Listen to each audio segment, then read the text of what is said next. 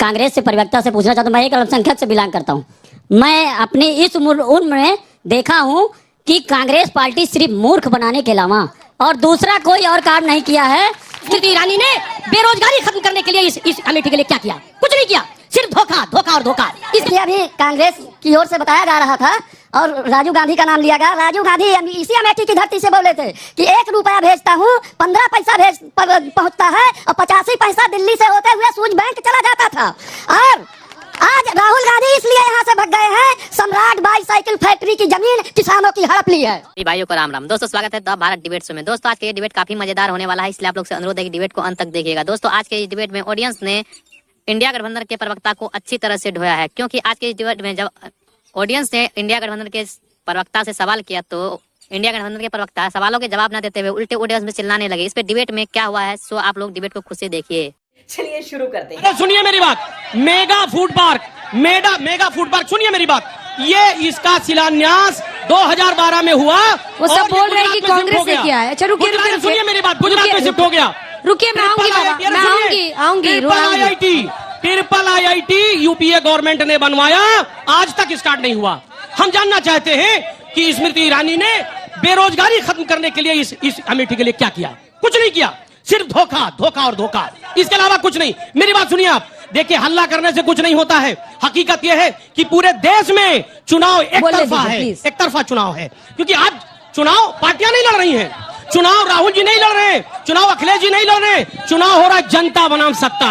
अब जनता बदलाव चाह रही है, क्योंकि आज जिसको सत्ता मिली थी 10 साल के लिए मिली थी, उसने क्या किया? धोखा दिया, ख्वाब बेचा, सपनों को बेचा। आज लोग सपना देखना नहीं चाहते। अच्छा, क्योंकि इस कदर सपने से बेखौफ हैं, किस तरह सपने से कहीं ना कहीं खौफजदा हैं। क्यों? उसकी वजह यह है कि जिसके हाथ में सत्ता दिया गया, यही किसानों ने दिया। किसानों को क्या मिला? लाठियां मिली, लाठियां। उनके ऊपर कील कांटे लगाए गए। सुनिए मेरी बात, एमएसपी की गारंटी, तमाम बड़ी गारंटी। नौजवानों ने सरकार बनाई, लेकिन नौजवानों को क्या मिला? पेपर लीक हुआ, 60 लाख नौजवान चौराहों पर हैं। जनता यहाँ पहुंच गई है। 2 सवाल मैं लेती हूँ। 60 लाख एक दो सवाल चौराहों पे हैं। उसकी बात नहीं की जाएगी, बात करनी पड़ेगी, क्योंकि देखिए ये जो है मेगा फूड पार्क की बात कर रहे हैं। इंडो गल्फ के एक पार्क में उसका उद्घाटन कर दिया, न जमीन थी न कुछ थी। 2004 में सांसद बने और सुपर पीएम भी बने, 2009 तक रहे। लास्ट में जब विदाई का समय आया तब ये जो है 14 में करते हैं उद्घाटन। 10 साल तक क्या कर रहे थे महोदय मेगा फूड पार्क के लिए? बस मैं बीजेपी से जुड़े हुए हैं। जी हाँ, बीजेपी से जुड़ा हुआ हूँ। मैं आपको बता रहा हूँ कि जब से मैं समझदार हुआ हूँ, राजीव गांधी से लेकर के राहुल गांधी, सोनिया गांधी, सतीश शर्मा तक इस रेलवे लाइन का दोहरीकरण करने की बात किया करते थे, शिलान्यास किया करते थे। लेकिन स्मृति ईरानी ने आकर के दोहरीकरण भी किया, विद्युतीकरण भी किया और उद्घाटन भी किया। चलिए आप बैठिए, जल्दी।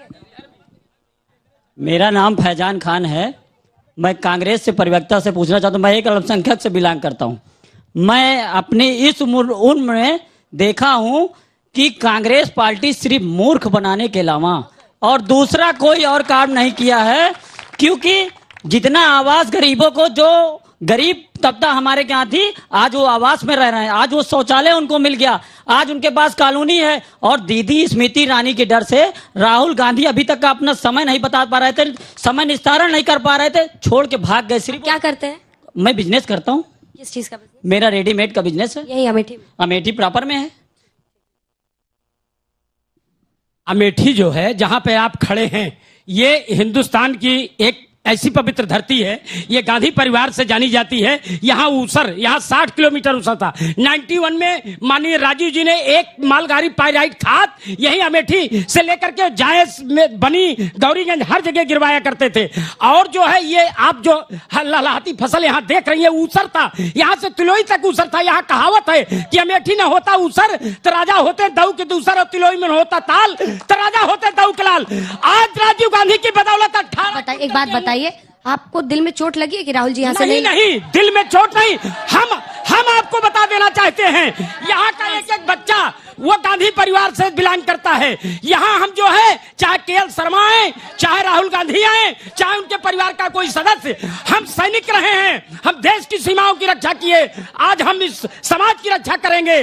और जो है गांधी परिवार का कोई भी व्यक्ति या उनका भेजा हुआ कोई नुमाइंदा यहाँ लड़ता है, हम उसको विजयी बना के भेजेंगे।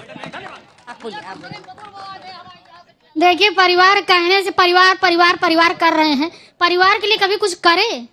मतलब कौन? किए राहुल गांधी क्या नहीं किए? क्या किए बताइए? हमसे मत पूछिए, आप बताइए ना। आप अमेठी की है ना, कहाँ रहती हैं? हम अमेठी बराबर में ही रहते हैं, लेकिन बस वो जैसे हल्ला मचाते हैं लोग, वो आ गए तो हल्ला मचा रहे हैं, लेकिन वो कहीं कुछ होने वाला नहीं है। और वो खुद ये जानते थे कि हमें हार का ही सामना करना पड़ेगा, तो वो दुम दबा के निकल गए। आप लोगों से कह रही, देखिए पार्टी के नेता हैं, किसी के लिए भी ऐसी भाषा मत बोलिए। आपके नेता के लिए या किसी दूसरे नेता के लिए कोई बोलेगा अच्छा नहीं लगा, हमेशा सम्मानजनक भाषा का इस्तेमाल कीजिए, हमेशा सम्मानजनक। अब शब्द मत बोलिए किसी के लिए। आप लोग लाइव टीवी पे पूरा देश सुन रहा है।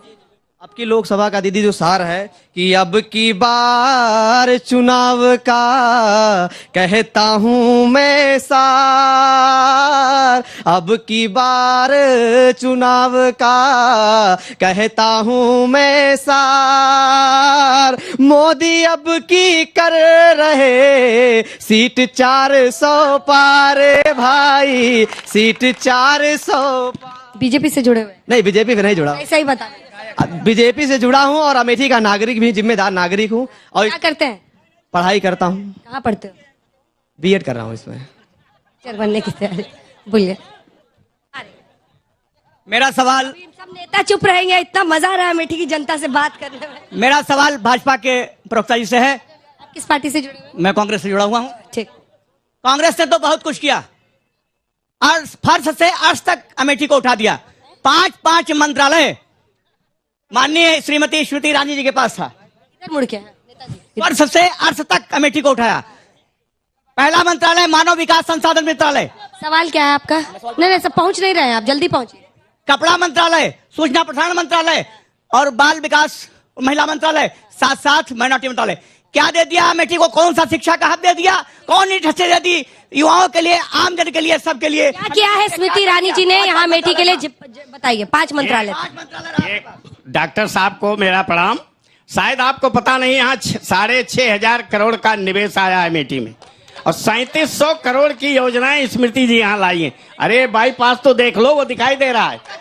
वो इसी पे राहुल गांधी की गाड़ी फंसती थी, ये आपको दिखाई नहीं दे रहा है। 4 किलोमीटर पर रेलवे का डबलीकरण हुआ, विद्युतीकरण हुआ, 544 करोड़ की योजना थी। डॉक्टर साहब, ये दिखाई देना चाहिए।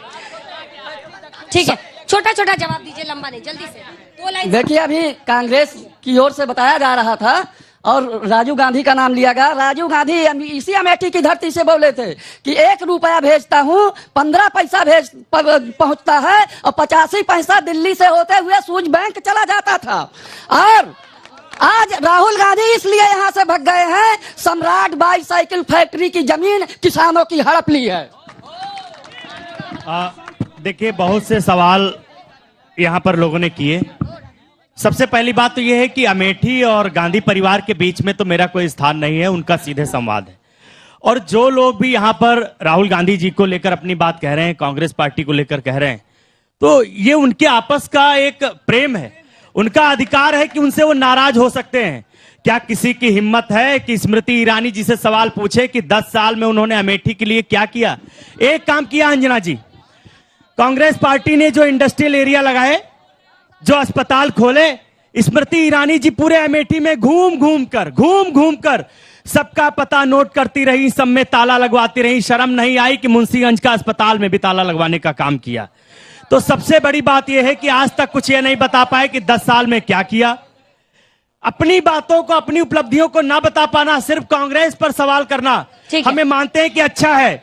मुद्दों पर बात हो रही है, प्रधानमंत्री जी को भी मुद्दों पर आना पड़ेगा। कांग्रेस पार्टी का जो न्याय पत्र हमने जो वादे किए हम पूरे करेंगे। बीजेपी के लोग झूठ बोलने के अलावा कोई दूसरा काम नहीं करते। दोस्तों, आज का ये डिबेट यहीं समाप्त करते हैं। आई होप कि आप लोग को काफी ज्यादा आनंद आया होगा। तो एक लाइक एंड चैनल को सब्सक्राइब कीजिए। साथ में आप लोग कमेंट बॉक्स में अपनी राय जरूर लिखें। चलिए मिलते हैं कोई नेक्स्ट डिबेट में, तब तक के लिए जय हिंद, जय भारत, वंदे मातरम।